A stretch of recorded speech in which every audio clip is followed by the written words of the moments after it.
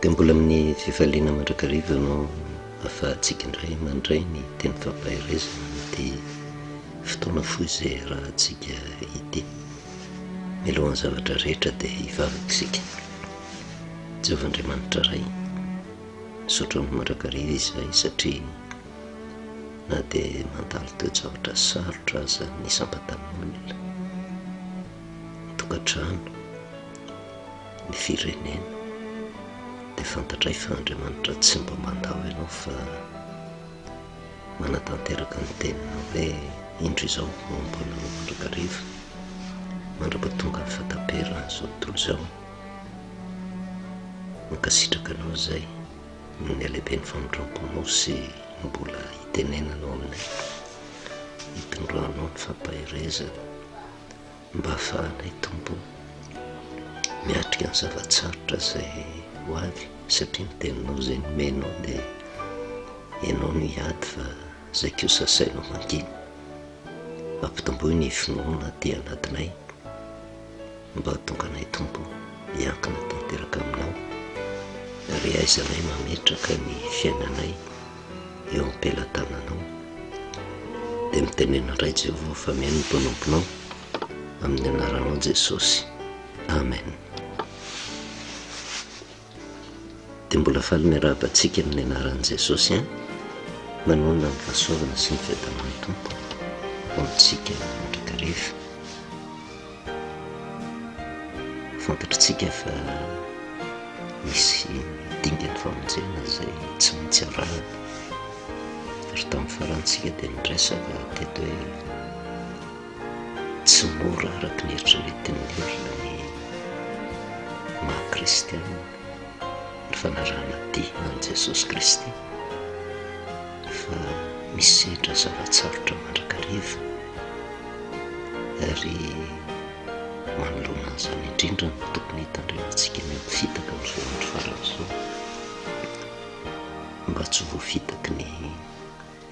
fampanantenana zavatra poakaty araka ny resantsika hoe matetika ny fitoriana amin'izao vanim-potoana izao dia mitaizan'ny olona hitady tamin'ny malemy androrenam-pangady ary mampiorina ny fonan'ny olona amin'ny zavatra ho levina ety amin'ity izao tontolo izao ity, vola harena voninahitra ry saiky mifantoka bebe kokoa amin'ny zavatra nonofo ny fitoriana fitaka rehetra fa tsy manoro lalatra ny amin'ny fiainana mandrakizay izay tsy maintsy hatrehana. Ary izay indrindra no mahatonga antsika mandinika tsara ny soratra masina fa na dia eo ary ny fampanantenana poakaty izay ampanantenana ny olona dia miandrandra n'izany ny olona, miandrandra fahasoavana fitahina raisina maimaim-poana tsy dia hisahira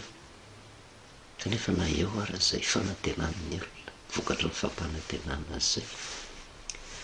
dia tsy miala fa toa mihasarotra mandrakariva ny zavatra hatrehana ary tsapan'ny olona ihany fa tsy mandeha ho azy ny fiarahana amin'Andriamanitra. Ary izay indrindra ny borifontsika sy mitondrantsika fampahirezana mahakasika ny dia miaraka amin'Andriamanitra tsy zavatra mora ary tsy tokony hifantoka fotsiny amin'ny andinin-tsoratra masina anankiray fa mijery mihitsy ny totalikevitry ny Baiboly mba hamantarantsika ny lalaka izorana sy ny zavatra mitranga sy ny zavatra hatrehana, satria tsy maintsy misy mandrakariva ny fizaham-toetra ny ady izay hatrehana. Ary ny fiarahantsika amin'Andriamanitra dia taka miaramila alefa ho tanim-piadiana, azo antoka ny famonjena raha miaraka amin'i Jesosy. Ary izay indrindra no teny fampanantenana napetrак'Andriamanitra tamin'ny zanak'Israely rehefa tonga ny Egiptianina ka nanenjika azy, nitanjona ny kendren'ny Egiptianina araka ny resantsika dia tsy hamono ny zanak'Israely akory fa ny tonga azy hiala amin'Andriamanitra velona fa hiverina indray ho andevozina ny amin'ny tany Egipta. Andriamanitra tsy manome tsiny ny olona satria arakaraka ny androsoana ny tombony ny zavatsarotra tsy maintsy atrehana, tsy etraketraka ataon'Andriamanitra zany, fa matetika ny zavatra andalovan'ny olona dia etraketraka ataony devoly mba hatonga ny olona ho tonga ny fiamorana tsy handray ny famonjena, kanefa avelan'Andriamanitra hitranga fo anatin'izany koa no hitaizanan'ny olona hatoko tanteraka n'Andriamanitra amin'ny toe-javatra rehetrarehetra, satria tsy vitantsika amin'ny herin'ny tenantsika ny hiady amin'ny fakapanahy, hiady amin'ny asan'ny devoly raha tsy miankina amin'ny Jesosy Kristy. Tao amin'ny bokin'ny Exodosy izay nambarantsika hoe tantara ara-baky-teny, kanefa manehoko ny drafim-pamonjena ataon'Andriamanitra ho an'ny olona raha manakatra tsara ny zava-panahy isika vao miainga fotsiny. Tao amin'ny tany Egipta Andriamanitra nitaridalana azy, fa rehefa tojo an'izay faminjen'izay ny zanak'Israely dia nitao an-tsainy voalohany dia nitahotra amin'ny Egiptianina ka nahatonga azy kivy ary nakataka tamin'ny Mosesy, aok'izay fa avelao ihany izay hanompo ny Egiptianina fa aleonay manompo ny Egiptianina toy izay ho fady any an-hevitra. Ary matetika eo amin'ny fiainantsika dia torak'izany mandrakariva, rehefa tojo ady, tojo fanenjehana, tojo fizaham-toetra, tohatra ny tsy ahitana lalaka le, dia lasa misalasala ny amin'ny fitahiana sy ny fiarovanaN'Andriamanitra. Kanefa zany rehetrarehetra zany matoa vakitsika dia afaka miditra mitsehatra mandrakariva Andriamanitra mba hahatonga atsika voataiza anam-pinoana hiankina tanteraka aminy. Ary zay no nahatonga ny afatra izay metintsika teto ny 19 amin'ny Exodosy toko 4:20, ny 19 ka hatramin'ny 4:20. Roa Mosesy tamin'ny olona lasa matahotra ianareo a mijanona, fa ho hitanareo ny famonjen'i Jehova izay ataonao anareo an'io, fa ny Egiptianina izay hitanareo an'io dia tsy ho hitanareo intsony mandrakizay Jehova hiado anareo, fa ianareo kosa angina tsy nanameloko Jehova. Fa tao anatin'izany rehetrarehetra zany nampahery na dia teo ary ny fahagagana tsy roa aman-tany nasehon'i Jehova tamin'ny namoahana ny zanak'Israely tao amin'ny tany Egipta, tsy herim-pon'ny zanak'Israely fa ny fitaritan'Andriamanitra azy no nahatafavoaka azy tao amin'ny tany Egipta. Fa sady rehefa tojo toe-javatra sarotra dia ny zavatra nitranga dia lasa tsy natoky atsony an Jehova. Kanefa fantatr'Andriamanitra ny ady izay atrehiny zanak'Israely, tsy nanamelika izy fa nanome teny fampanantenana mba hahatonga azy tena olona mafy ka hisaintsaina, tsy efa navita zava-magaga ary hitan'ny masonareo fa nahoana ianareo mbola misalasala. Ary zay tiany Jehova ho tafalatsaka ao anatin'ny fon'ny zanak'Israely, ary manoloana ny ady atrehantsika amin'izao vanim-potoana izao. Tsy maintsy misy ny ady, tsy moramora zany fiainana kristianina zany, tsy tany malemy anorenam-pangady io, fa misy ady tsy maintsy atrehana. Kanefa raha tojo ady, aza miala amin'Andriamanitra velona fa afaka miditra mitsehatra, tsy arak'izay itiavantsika fa arak'izay itiavan'Andriamanitra azy, mba ho famonjenantsika ao anatin'izany toe-javatra zany. Ary rehefa nahazo an'izay teny zay ny zanak'Israely dia mbola nampitondra ny teny fampanantenana tamin'ny Mosesy mandrakariva Jehova ny 5:12 sy ny manaraka, fa somary nijerevantsika ihany izy io tany aloha. Kanefa mba ho fampaherezantsika manoloana ny toe-zavatra sarotra izay andalovana, ary indrindraindrindra eo anivon'ny firenena taitaina ange ny ankamaroany ny olona manoloana ny fiatrehana ny ady mafy izay atrehan'ny firenena amin'ny fifidianana ity, satria miseho lany avetsy aveloany tsy fitovizan-kevitra ny asa fanakorontanana maro isan-karazany mba hampiravoravo tanana ny olona, satria ny teny fikasana izay omen'Andriamanitra tsy midika fotsiny hoe anga ny zavatra andalovantsika dia tsy hiditra an-tsehatra Andriamanitra, fa tena afaka miasa amin'ny fomba mahagaga eo amin'ny fiainan'ny olona zay mahatoky azy Andriamanitra araka ny teniny hoe sambatra ny firenena zay matahotra ny Jehova, manana ny Jehova ho tokony, kanefa tsy vitany eo anivo ny firenena fa miatraika koa amin'ny sambatan'olona ny ady zay atrehana, zay indraindray to manolo tena mivavaka kanefa ohatran'ny tsy misy valim-bavaka raisina avy amin'Andriamanitra miferitra ny olona azy, fa tsy mataho atsika izany Andriamanitra, fa mitaiza atsika kosa mba iorena ny finoantsika aminy sy anatena ny famonjena. Raha isika eo amin'ny 5:10 ka hatramin'ny 9:20, rehefa tonga ny Egyptiana nanenjika dia tokony nonena azy. Ary hoy Jehova tamin'i Mosesy, nahoana no mitaraina amiko ianao? Lazao amin'ny zanak'Israely ozy mba handroso, ary ainga ny tehanao dia hainjiro ambony ranomasina ny tananao, ka sarao ny rano dia andeha hamaky eo afovoan'ny ranomasina mandiny tany maina ny zanak'Israely. Ary indro izao hanamafy ny fon'ny Egyptiana ka hiditra hanenjika azy izy, dia ankalazaina noho ny ataoko amin'ny Farao sy amin'ny miaramilany rehetra mba mikalesiny sy ny mpitaingin-tsovaliny, dia ho fantatry ny Egyptiana ao so azao no Jehova rehefa ankalazaina noho ny ataoko amin'ny Farao sy ny kalesiny sy ny mpitaingin-tsovaliny. Tsy vitany hoe nanenjika fotsiny ny zanak'Israely, fa raha nandeha nandroso ny zanak'Israely, ary zay nobaiky ny Jehova, tsy sitraky Jehova mihitsy ny fiamorana ny fiverenan-dalana, fa rehefa nandeha dia ny mandroso mandrakariva, fa ny zavatra hatrehany eny am-pandehanana marina mandrakariva ny teniny, Jehova hiado anareo fa ianareo kosa anginy. Tojo teo amin'ny ranomasina mena ny zanak'Israely tamin'izay vanim-potoana izay, ny Egyptiana vatoriny manenjika. Ahoana moa ny tsokivy ny fon'ny olona, aiza tsony no antosirany, satria tsisy lalana ahafahana mitsoka intsony, hevitra ny manodidina, ary fantatra ny herin'ny Farao sy ny Egypta sy ny miaramilany. Torakovitra ny zanak'Israely kanefa nibaiko izay azo, lazao amin'ny zanak'Israely androso. Inona nefa natao manoloana n'ity ranomasimbe zay atrehana eo anoloany ity, ary dia torak'izany koa matetika ny zavatra mitranga eo amin'ny fiainantsika, ao amin'le vanim-potoana hieritreretantsika fa afaka tohatra misy sakana indray zay tsy ahafahana manoatra, ary raha ny fisainana mahanofo tena tsy tafavoaka intsony. Ary zay ny tao an-tsainy zanak'Israely tamin'izany vanim-potoana izany, tsy tafavoaka intsony isika, fa jereo ny Egyptiana vatoriny, ny ranomasina midadasika eto anoloana,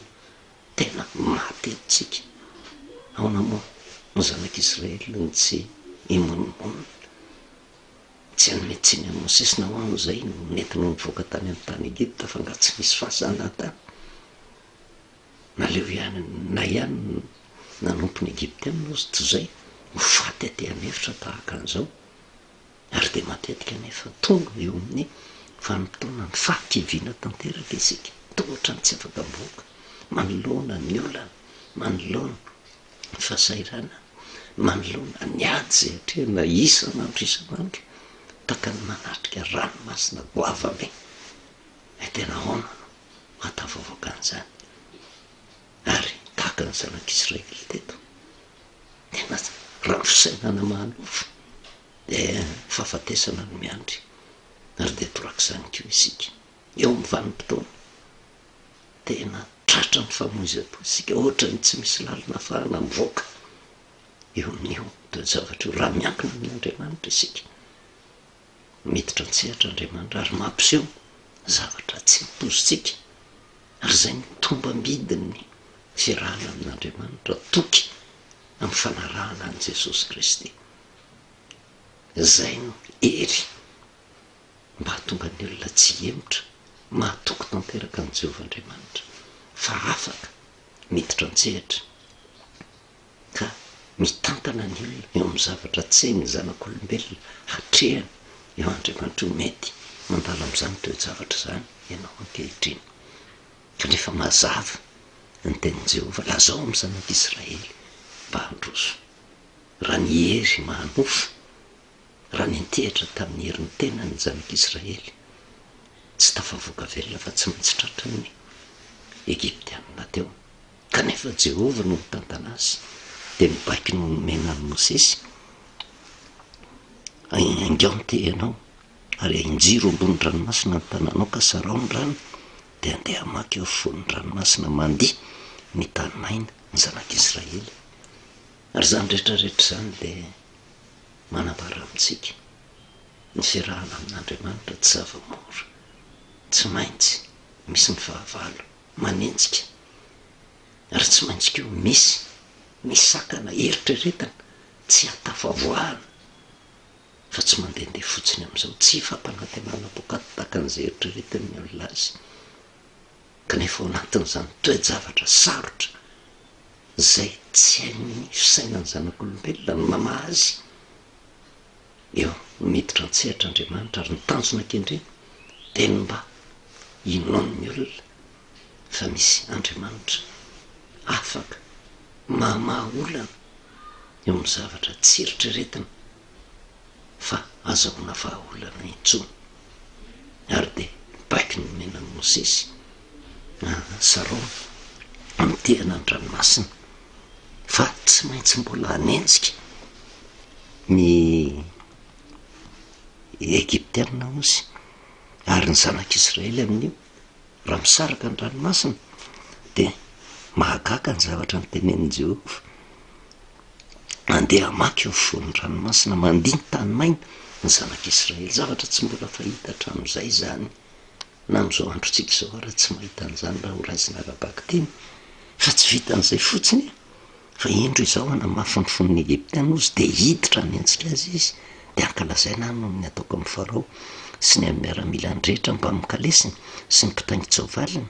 dia fantatry ny Egyptiana fa zao ny Jehova rehefa ankalazaina aho noho ny ataoko amin'ny Farao sy ny kalesiny sy ny mpitaingin-tsoavaly. Tsy vitany hoe fanomezan-toky ny zanak'Israely fotsiny nitanjona an-kendren'i Jehova hoe momba azy mandrakariva izy na iza na iza alehany, fa hanatanteraka ny teniny amin'ny zanak'Israely. Jehova hiado anareo, ianareo kosa angina, zany hoe ny vahaolana tsy herin'olombelona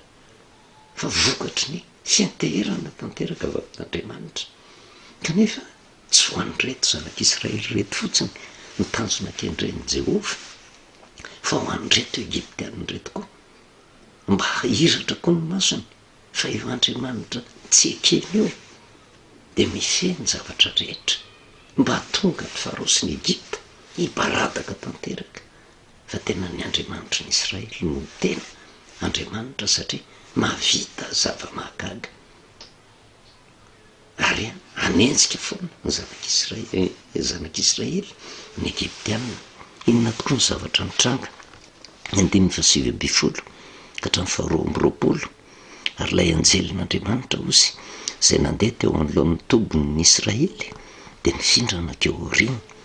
ary ny andro rahona nifindra ny ala teo anoloany dia nijanona teo aoriana ka tonga teo anelanelan'ny tobon'ny Egyptianina sy ny tobon'ny Israely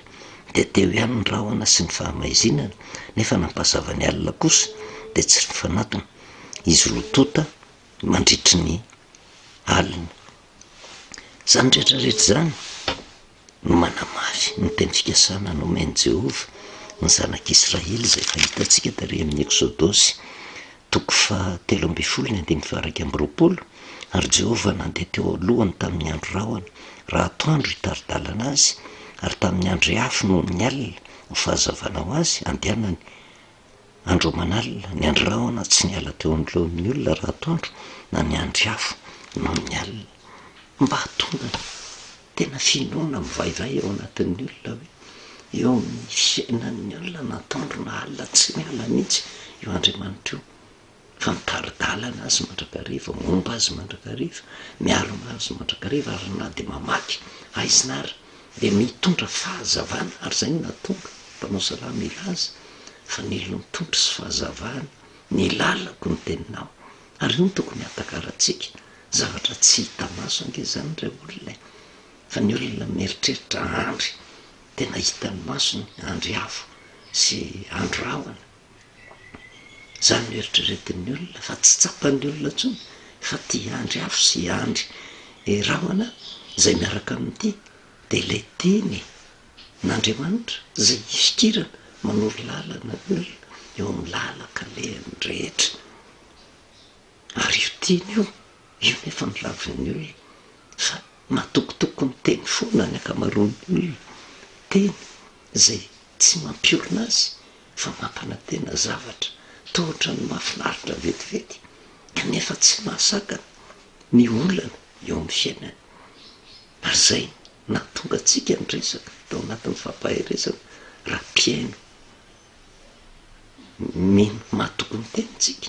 fa tsy mpiaino-panadino ay ny anaran'i Jehovah eny. Tamin'ny voalohany teny tao amin'Andriamanitra ary ny teny dia Andriamanitra. Io teny raisina atokiny io no andry rahona sy andry afo zay momba antsika mandrakariva ka amin'ny vanim-potoana anaovantsika atsirambina ny teny io tsy maintsy tonga ny tahotra de tsy maintsy ho tonga ny fiamorana ny hoe tsy matady hisedra zavatsarotra taka ny miaramila alefaka raha manoloana ny fahavalo de mitsoka mandositra niverin-dalana kanefa zay fiverenan-dalana zay no fampoteny ny zanak'Andriamanitra. Fa rehefa tafaraka amin'i Jehovah de mahatoky tanteraka an'izany rehetrarehetra zany. Ny zavatra nisy eo amin'ny 5:20 ka hatramin'ny 2:20 ary ilay anjelin'Andriamanitra ozy zay nandeha teo anoloan'ny tobin'ny Israely de nifindra ka nakeo ao aoriana ary ny andro rahona nifindra ny ala teo anoloany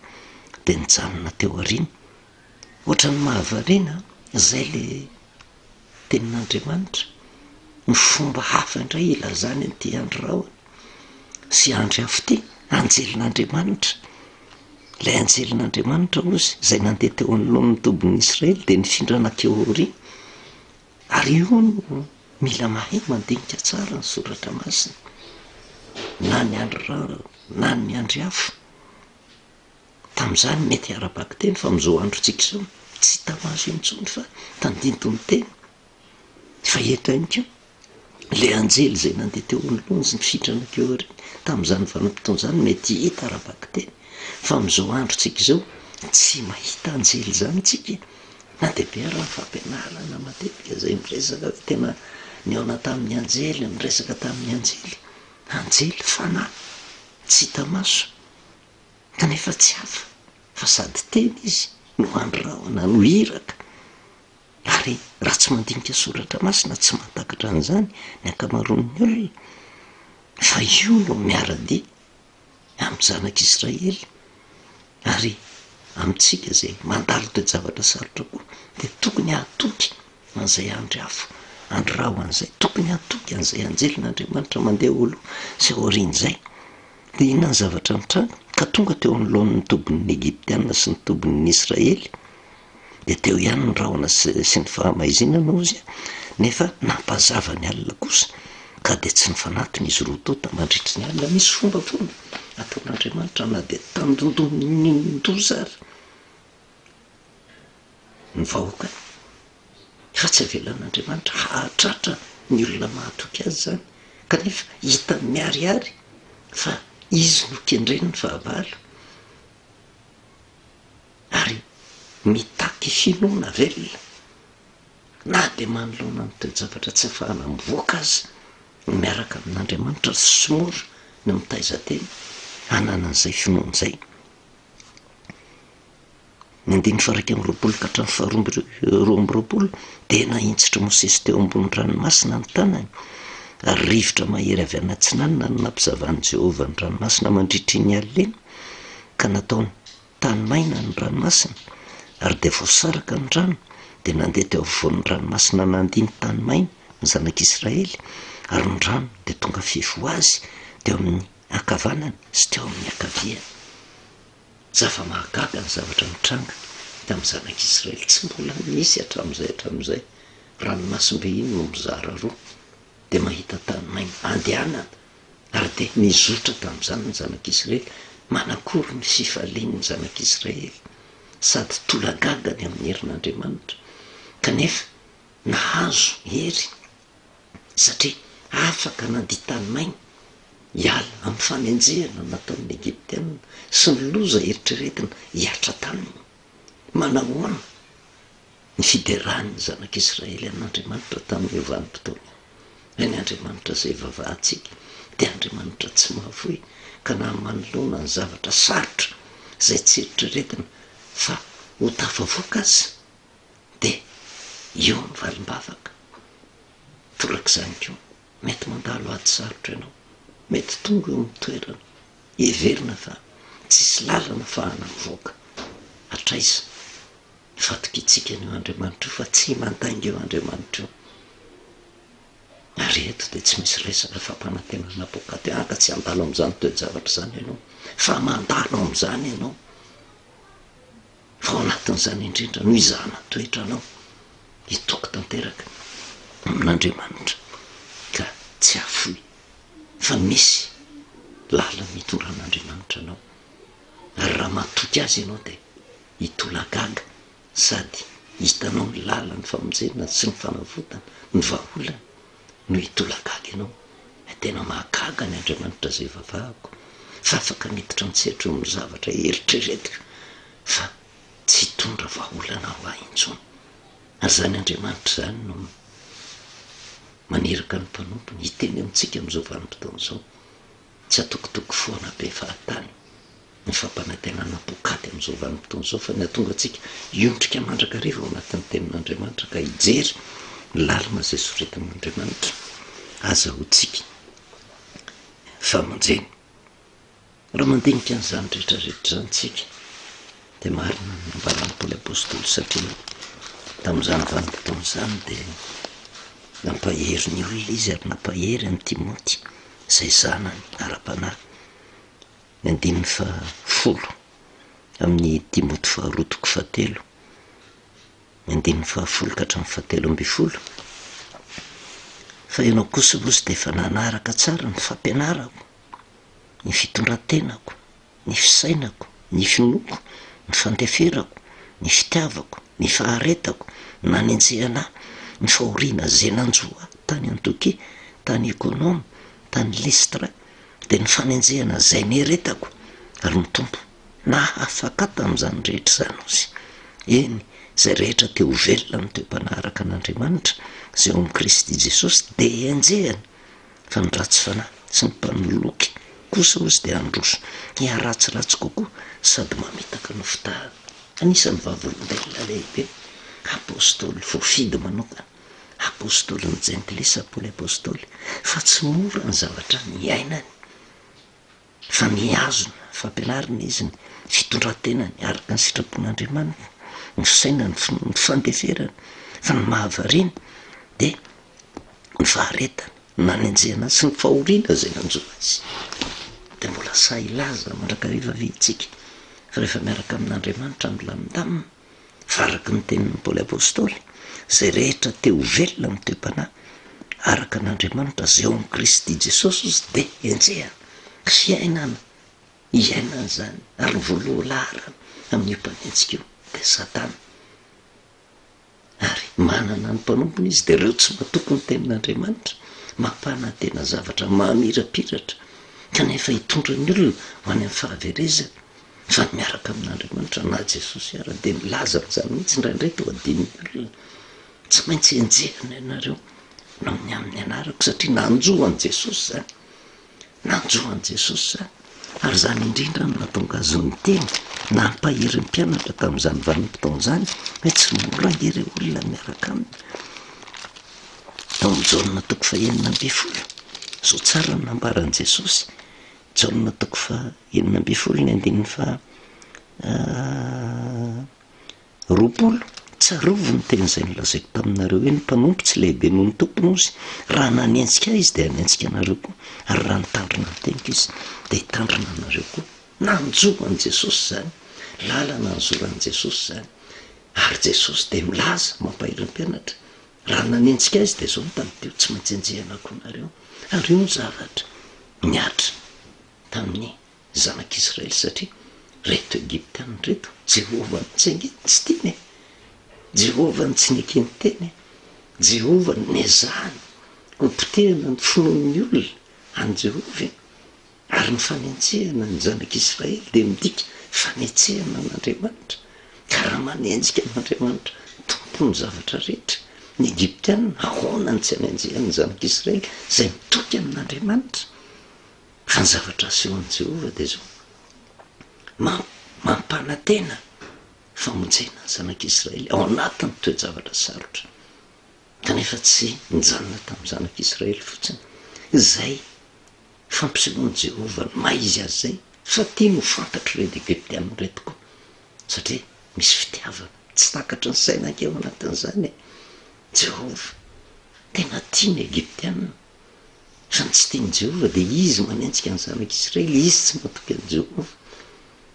fa ny zavatra miatra rehetrarehetra sy hitan'ny masony sy ny ainany Egyptianina dia mba hahatonga azy hatahotra an'i Jehovah araka ny teniny hoe dia ho fantatry ny Egyptianina so azano Jehovah rehefa nkalazaina noho ny ataoko amin'ny farosiny kalesiny sy ny mpitaingitsovaliny ary dia torak'izany ihany koa zaho zay no am'izao vanim-potoana zao raha masina ko avambe kanefa na dia tany maina ny zanak'Israely ary hitany zanak'Israely zay ranomasina ny sarak'izay hitan'ny Egyptianina zay fa na dia teo ny vanim-potoana eo azy dia mbola nanenjika ihany ny Egyptianina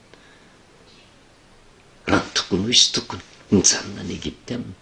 tokony natahotra ny Egyptianina satria tsy misy zava-mahagaga lehibe hitan'ny masony tahaka an'izany fa saingy mbola nanamafy ny fony ny Egyptianina ka mbola nitohy nanenjika ny zanak'Israely mivahany olona nisy lalana soritan'Andriamanitra fa tsy nosoritany zanak'olombelona natonga ny zanak'Israely tafavoaka manoloana ny fanenjehany reto fahavalo reto mampahirentsika koa amin'izao vanim-potoana zao mety mandalo toe-javatra sarotra ianao mety mandalo toe-javatra sarotra ny ankohonanao ny faritra misy ianao ary indrindra ny firenena tsy taki-mafenina mandalo toe-javatra sarotra ary io mandra-piavin'ny Kristy ny raha ny lanitra tsy maintsy mandalo toe-javatra sarotra ary ny zava-tsarotra izay andalovana tsy hafahana mivoaka raha ny fieritreretany zanak'olombelona fa ao amin'Andriamanitra kosa misy lalana voasolotra mazava tsara ho an'izay matoky azy raha manaiky ny teny izay nomeny hoe lazao ny zanak'Israely mba handroso fa tsy hanaiky ho sakatsakana amin'ny zavatra zay mampitahotra fa tokony hatoky mihitsy an'Andriamanitra ary manaiky ny feo n'Andriamanitra raha eo amin'izay toeran'izay zasy ianao matoky an'Andriamanitra tsy misy zavatra tsy voavahan'Andriamanitra zany amin'ny fiainanao fa ny zavatra atrasan'Andriamanitra aminao tsy mihemitra fa ny androso satria ao nomozo ny voalaza ary amin'ny asan'ny apôstôly toko fa 14 asan'ny apôstôly toko fa 14 teny mampahery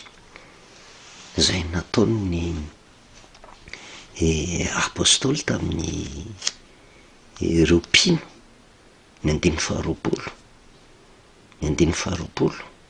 ka hatramin'ny 12 ary noho ny ampitsosy dia nahita dia niala tao izy sy